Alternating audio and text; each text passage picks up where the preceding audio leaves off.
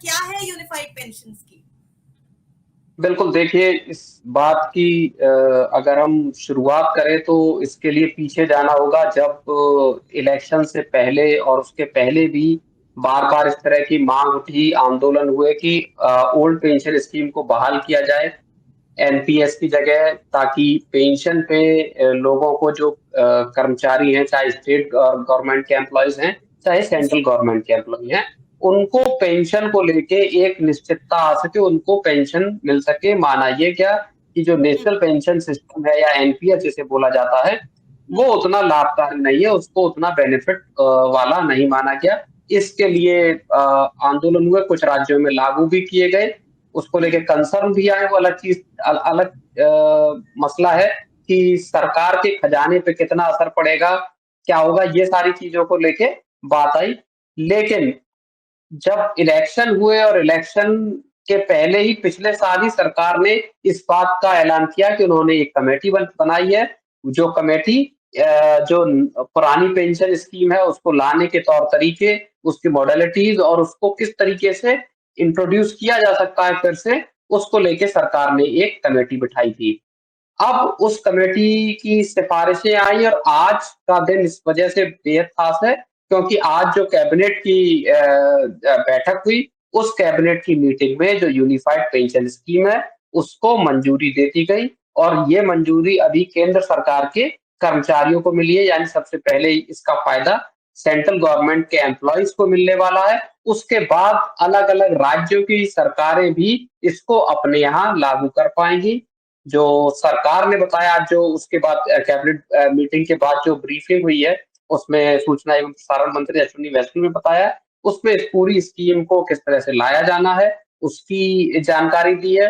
साथ ही उनके साथ जो टीवी सोमनाथन जो कि फाइनेंस सेक्रेटरी हैं और उनको डेज़िग्नेट किया गया है कैबिनेट सेक्रेटरी के पोज़ीशन के लिए, वो भी मौजूद थे और उन्होंने भी इस स्कीम की सारी जो बारीकियाँ हैं, पोर्टल है, उसकी सारी चीज़ों के बारे में उन्होंने इसका तफ़सील से बताया है।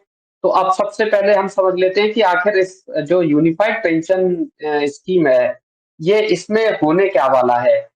पहली बड़ी बात इसमें ये है कि जिन कर्मचारियों ने 25 साल पूरे कर लिए हैं सर्विस के, उनको उनके जो रिटायरमेंट से ठीक 1 साल पहले के 12 महीने जो होंगे, उसकी जो एवरेज सैलरी होगी, उसके हिसाब से उसका 50% उनको पेंशन मिलेगी, एक ये बड़ी बात है।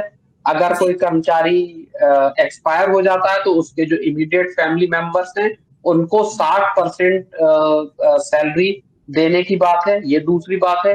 तीसरी बात इसमें ये है कि अगर आपके 10 साल भी पूरे हो गए हैं, तो आपको मिनिमम 10,000 पेंशन मिलना तय है।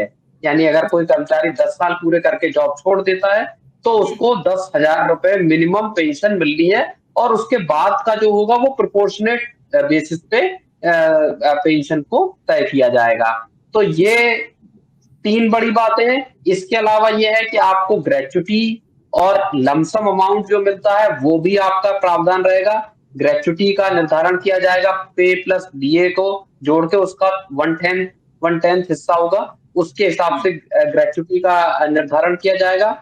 प्लस इंडेक्सेशन की भी बात सरकार ने की है, यानी इस पेंशन में आपको इंडेक्सेशन का भी फ़ायदा मिलेगा। जो महँगाई बढ़ रही है, उसको लेके जी, जो चीज़ें हैं, तो वो फ़ायदा भी मिलने वाला है। केंद्र सरकार के कर्मचारियों के साथ ये लागू होगी और 1 अप्रैल 2025 से सरकार इसको जी, लागू करने वाली है। जी, लेकिन इसमें ये भी है कि जो लोग 2004 को रिटायर हुए थे, आपको अगर याद होगा, न्यू हुँ, पेंशन सिस्टम जो है एनपीएस, उसको जी, 2004 से लागू कर दिया गया था और उस 1 अप्रैल से पुरानी पेंशन स्कीम को बंद कर दिया गया था।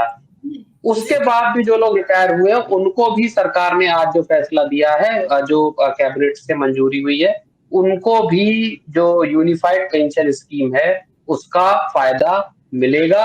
ये भी जी, बड़ी चीज़ है, वो चाहें तो ले सकते हैं और जो न जो लोग जो एम्प्लॉइज़ हैं, उनके हुँ, पास ये ऑप्शन होगा कि वो इस स्कीम से जुड़ें या एनपीएस में बने रहें। तो उनके जी, पास ये ऑप्शंस भी सरकार देने वाली है, तो ये भी एक बड़ी बात आज का जो सरकार की जो ब्रीफिंग हुई है, कैबिनेट की मीटिंग हुई है, उसमें जो फैसला हुआ है, बेहद बड़ा फैसला है।